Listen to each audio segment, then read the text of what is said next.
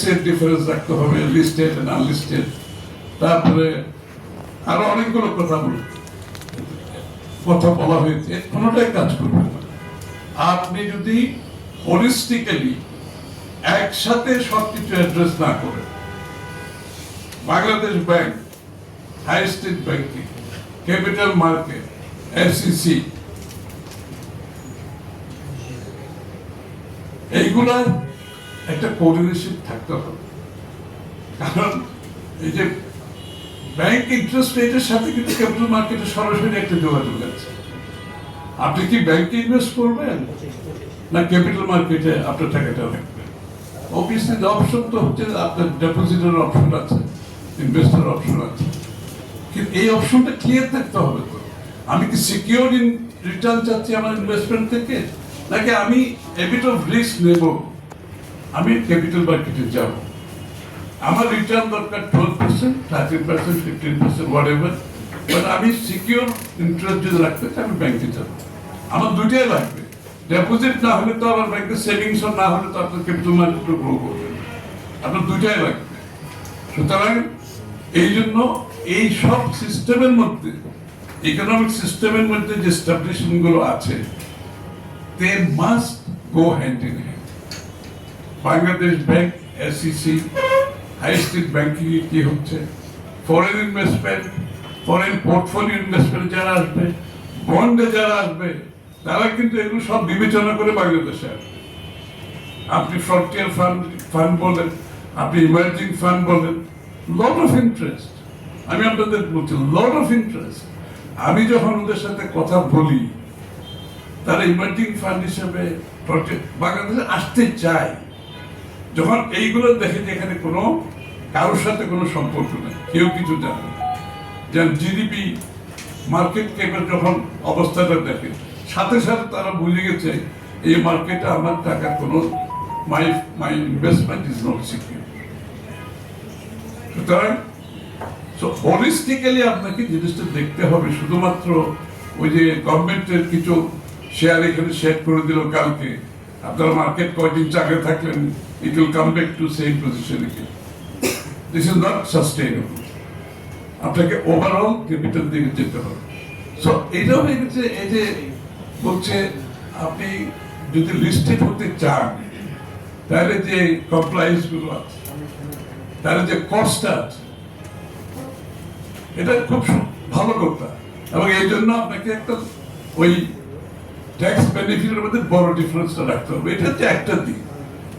আরেকটা দিক হচ্ছে আপনি লিস্টেড হওয়ার কারণে you are getting a long-term funding at a lower cost than the high street bank.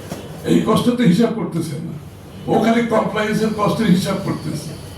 আমি যদি $100 মিলিয়ন মার্কেট থেকে নিই আর $100 মিলিয়ন ব্যাংক থেকে নিই, তাহলে ব্যাংকের cost is a fixed cost, আমার কস্টিং হচ্ছে ফিক্সড কস্ট। বাট আমি যখন মার্কেট থেকে রেজ করবো, it's not a fixed cost, it's a long term investment. এখানে আমার ম্যানুভার করার আমার স্পেস অনেক বেশি, এটা তো হিসাব করতে হবে। আপনি খালি কমপ্লায়েন্স কস্ট হিসাব করবেন, ট্যাক্সের ডিফারেন্সের হিসাব করবেন, বাট আপনার যে লং টার্ম সোর্সিং করছেন, একটা বড় অ্যামাউন্ট পাচ্ছেন মার্কেট থেকে। যে হাই স্ট্রিট ব্যাংক থেকে আপনি ফার্স্ট হ্যান্ড, তখন আবার করে সিন্ডিকেশন হবে, তারপরে সিন্ডিকেশন করে আপনি লোন নেবেন, এই যে ফিক্সড ইন্টারেস্টে, তারপর ব্যাংক যখন ইন্টারেস্ট রেজ করবে, আপনার কোনো কন্ট্রোল নাই। আপনি নিয়েছেন 12%, 3 দিন পরে ব্যাংকের থেকে 15% করলো, you have no control over. But capital মার্কেটে you have a control over your fund. আপনার ইনকামের বেসিসে আপনি রিটার্ন দেবেন। সো হাই প্রফিট কোম্পানিগুলোর জন্য যারা long term fund, capital market is always the choice. আর আপনাদের এই যে ব্যাংকে টাকা রাখছেন 2 বছরের জন্য, ব্যাংক ল্যান্ড করছে 10 বছরের জন্য, কমপ্লিট মিসম্যাচ অফ ফান্ড। আজকে যদি লক্ষ লক্ষ কোটি টাকা চুরি না করে নিয়ে না যায়, তাও কিন্তু ইটস এ ডিস্টরশন। এটা চুরি করে নিয়ে যাওয়ার পর ব্যাংকগুলো খালি হয়ে গেছে, এটা আরেকটা ইস্যু আছে, it's a big issue.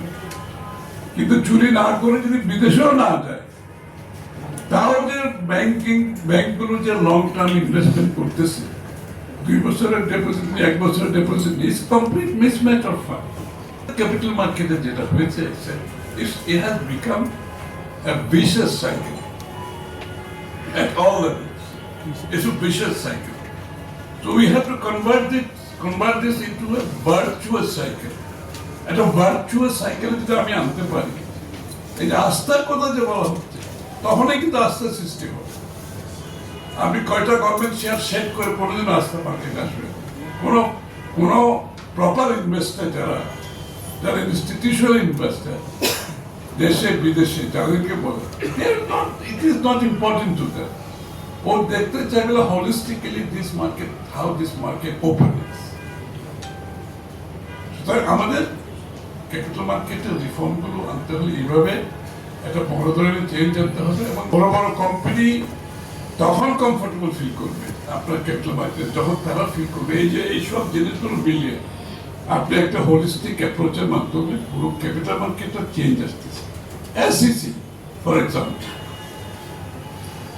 SEC role is important as a regulator, not as operator. কিন্তু এখানে কি হচ্ছে? SEC has become regulator, a lot of operator and also operator. তাদের তো কাজ তো অপারেশন করে না, and regulators has become highly regulated, and operators become as a self-regulator, যে রোলটা যে একটা সেলফ রেগুলেট করে যে রোলটা, তারা সেই রোল প্লে করতে পারতেছে না, তাদের ক্যাপাসিটি বিল্ডিং হয় না, আমরা ডিরেগুলেট করতে পারি নাই, তাদেরকে ডেলিগেট করতে পারি নাই, তারাও ক্যাপাসিটি বিল্ডিং করতে পারে নাই। So self regulation is not working. Regulators are over regulated, কোনোটাই ফাংশন করতেছে না, সেলফ রেগুলেট করতে পারতেছে না, রেগুলেট করতে পারতেছে। This is another conflict. So SEC role, self-regulatory role has to be ensured. Stock market must be run by the stock market itself. SEC day-to-day basis মার্কেটে কি হচ্ছে না হচ্ছে এটা তাদের কাজটা। তাদের কাজ হচ্ছে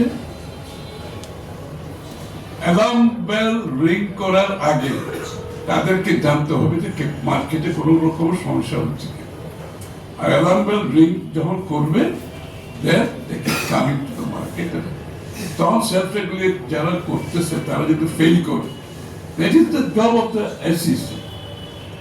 আর SEC কে আপনি কমপ্লিটলি একটা প্রফেশনাল বডিতে নিয়ে যেতে হবে। আবার বিদেশ থেকে মানুষ আনার দরকার নেই তো, ফর গডস সেক বাংলাদেশে এনাফ লোকজন আছে যারা স্টক মার্কেট বুঝে, যারা ক্যাপিটাল মার্কেট বুঝে, যাদের গ্লোবাল এক্সপোজার আছে, এরকম অনেক লোক বাংলা বাইরে থেকে ইম্পোর্ট করার লোক দরকার নেই। খালি ইম্পোর্ট করতে থাকবো তাহলে আর আমাদের বাংলাদেশের ক্যাপাসিটি বিল্ডিং কে করবে, কারা করবে? এরা আছে। আপনি SEC কে একটা ট্রান্সপারেন্ট অর্গানাইজেশন করবেন, make it A transparent professional body যারা স্টক ক্যাপিটাল মার্কেট বুঝে। অনেক লোক আছে আমাদের দেশের বাইরেও যারা অপারেট করতেছে অ্যাজ এ ফান্ড, বড় বড় ফান্ড ম্যানেজ করতেছে আমার লোকজন, তারা কিন্তু এখানে ফান্ড নিয়ে আসতে চায়, তারা এইসব দেখে আর কিছু আসতে চায়। তারা SEC তে গিয়ে ডিসঅ্যাপয়েন্টেড হয়েছে। প্রথমে ওখানে কথা বলেই ওরা বুঝতে পারছে this country is over regulated, আর এখানে কোনো সেলফ রেগুলেশনও কাজ করতেছে। They want to invest in a পরিবেশ যেখানে একটা মার্কেটে ট্রান্সপারেন্সি থাকতে হবে, সেটা অ্যাবসেন্ট বাংলাদেশ। আর এই যে গার্বেজ যেগুলো আপনারা এখন লিস্টেড হয়ে গেছে, you have to address this very clearly, you have to address. এবং এই ক্যাটাগরি কিভাবে কি এই পরিবর্তনটা আসবেন, এইটা কিন্তু মেসেজ ওদের কাছে যেতে হবে। They don't want to get mixed up with this garbage security issues.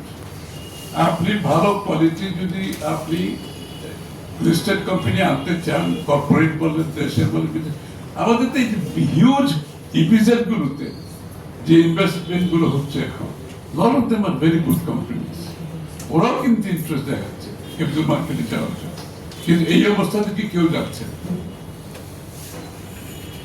আমাদের যারা পোর্টফোলিও ম্যানেজ করে, যারা বিদেশে বড় বড় পোর্টফোলিও, আমাদের বাঙালিরা, I know lot of them, সবাই কিন্তু বাংলাদেশের, ওরা চায়নাতে বিপিওতে billion and billion dollar invest করেছে, চায়নাতে বিপিওতে। Bangladesh has a great future for BPO. IT related business বাংলাদেশে কিছু হয় না, আমরা মার্কেটে আসে নাই, but there is a great future.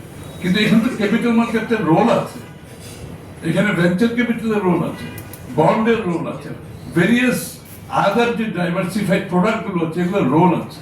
সুতরাং আমার মনে হয় এই ইন্টারাকশনটা দরকার, এই কথাগুলো বলতে হবে এদের সাথে, এই কমিউনিটির সাথে। স্টক মার্কেট, ক্যাপিটাল মার্কেটে যারা আপনারা কাজ করছেন তারা কথা বলেন, তারা কিন্তু অনেকে গ্রো করতেছে। আমরা কিন্তু যারা ইনফরমেলি করছে তাদেরকেও মনিটাইজ করতে পারেন। So you have to talk to this people also.